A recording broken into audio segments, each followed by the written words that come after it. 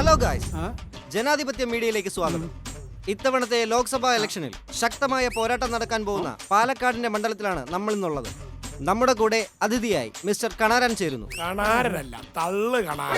Mister Kanaran, Lok Sabha election ഇങ്ങടുത്തിരിക്കുന്ന ഈ സാഹചര്യത്തിൽ നിലവിലുള്ള എംപിയുടെ വികസന പ്രവർത്തനങ്ങളിൽ നിങ്ങൾ സംതൃപ്തനാണോ? സംതൃപ്തനാണോന്നാ? എന്റെ പൊന്നോ, പലതവണ ഈ വികസനം കണ്ടിട്ട് എന്റെ കണ്ണുവരെ തള്ളിപ്പോയിട്ടുണ്ട്. അതെ അതെ. എന്താ ചേട്ടാ, നിങ്ങൾക്ക് ഈ പറഞ്ഞതിനോട് എന്തെങ്കിലും എതിർപ്പുണ്ടോ? പിന്നല്ലാതെ വികസനം എന്ന് പറയുന്നതല്ലാതെ എന്ത് വികസനം ഇവിടെ നടന്നിട്ടുള്ള? ആ നെൽപ്പാലത്തിന്റെ പണി തുടങ്ങിയിട്ട് എത്ര കാലായി? ഞാൻ എം പി അതിനുവേണ്ടി ചെറുവരലെങ്കിലും അനയ്ക്കോ? ചേട്ടാ, ഇതിനെക്കുറിച്ച് ചേട്ടൻ എന്തെങ്കിലും പറയാനുണ്ടോ? പറയാനുണ്ടോന്നാ?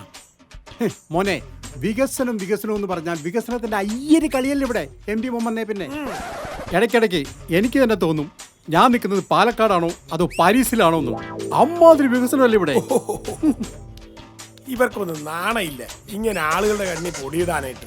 എന്റെ പൊന്ന് സുഹൃത്തെ, മേൽപ്പാലത്തിന്റെ കാര്യം മാത്രമാണെങ്കിൽ പോട്ടെ എന്ന് വിചാരിക്കും. വെസ്റ്റ് ഫോറസ്റ്റ് ഭൂമിയുടെ പരിസരത്ത് താമസിക്കുന്ന കുടിയടപ്പുകാരുടെ അവസ്ഥ എന്താ? റോഡില്ല, വെള്ളമില്ല. എന്തായാലും നാട് വികസിച്ചില്ലെങ്കിൽ എന്താ, എം പി നന്നായി വികസിക്കുന്നുണ്ട്.